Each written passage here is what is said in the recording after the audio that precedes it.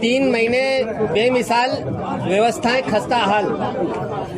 तो जिस तरीके से इंदौर शहर की जनता नई परिषद से आशा कर रही थी कि इंदौर शहर में कुछ नया होगा, 2-2.5 साल से अफसर राज था, पार्षद नहीं थे, महापौर नहीं थे, नई परिषद बनी, बड़े विश्वास के साथ इंदौर शहर की जनता ने नई परिषद बनाई, भारतीय जनता पार्टी की परिषद बनी।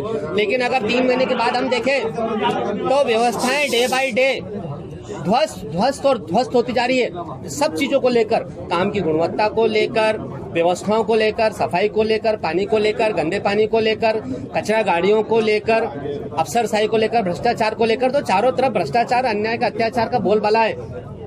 इन लोगों ने समझ लिया है कि सब कुछ हमारा है। चाहे टैंकर को लेकर, मैंने बोला टैंकर कितनी बड़ी व्यवस्था है कि 24-25 लाख रुपए नगर निगम हर महीने अफवाहें कर रही है, जिसकी कोई मॉनिटरिंग नहीं, जिसकी कोई आवश्यकता नहीं।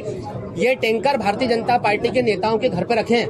वाटर हार्वेस्टिंग को लेकर हमको बरसात के दिनों में काम करना था बड़े लेवल पे, जो हम चूक गए। बोर्ड के नाम पर हमने दीपावली के टाइम जनता को परेशान करा। उसके बाद हमने फुटपाथ पे जो लोग काम दीपावली के टाइम जो व्यापार करते छोटा मोटा, पहले उनको धमकाया, डराया, उनको वहां से रिमूवल गैंग के माध्यम से हटाया, फिर अपनी वाहवाही लेने के लिए सबको इकट्ठा करा और फिर बोला ठीक है तुम दीपावली के टाइम लगा लो। तो क्या आवश्यकता ऐसी खोखली वाहवाही के लिए? आवश्यकता थी? नहीं थी। तो ये 3 महीने का जो जितना भी हिसाब किताब आदरणीय महापौर जी ने दिया है वो पूरी तरह से 0 बटे सन्नाटा है। अब हम अभी आपके माध्यम से मैं निवेदन करता हूं कि आने वाले समय में मुझे आशा है कि इंदौर शहर की जनता के विश्वास को कायम रखते हुए आप अच्छा काम करेंगे। तो निश्चित रूप से जिस तरीके से हमने 3 महीने के काम का ये पूरा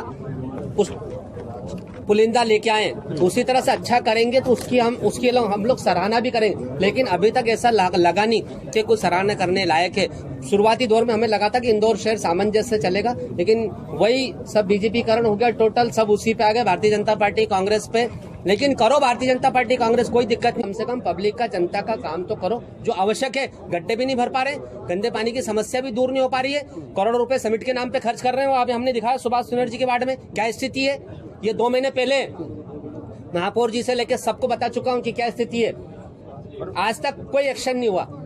देखिए, आंदोलन करने की, धरना देने की सबकी एक सीमा है। हम लोग लगातार लड़ रहे हैं, लगातार बात कर रहे हैं। कोई बोर्ड के पैसे लेंगे, पूरी कांग्रेस पार्टी मैदान में थी। और क्या चाहिए विपक्ष से? जेसीबी से लेके जो भी संसाधन हम अधिकारियों से मांगते हैं, खाने दूंगा, मोदी जी भी करते हैं, भ्रष्टाचार पे लगाम लगाएंगे तो लग पाएगा? कहीं नहीं, 2-3 व्यापारियों को पूरा देश बेच दिया, काय का भ्रष्टाचार पे लगाम?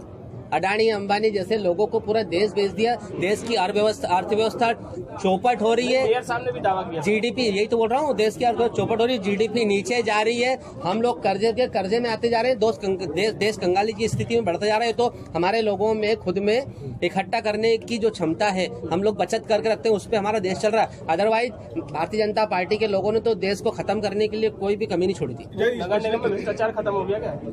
100% कुछ भी खत्म नहीं आया। लेकिन हाँ, आने वाले समय में आपको दिखेगा कि किस तरीके से भ्रष्ट अधिकारी पकड़ा रहे हैं, और भ्रष्ट अधिकारियों पे कार्रवाई करना भी प्रशासन की मजबूरी हो जाएगी। धरना आंदोलन के अलावा क्या कोर्ट का रास्ता भी? हाँ, निश्चित रूप से हमको लगेगा कि धरना आंदोलन के माध्यम से सुनवाई नहीं हो रही है तो माननीय उच्च न्यायालय की ओर भी शरण में भी जाएंगे, ताकि जनहित को लेकर, जनता के काम को लेकर उचित काम हो सके। दूसरा एक और प्रश्न, आप भारत जोड़ो यात्रा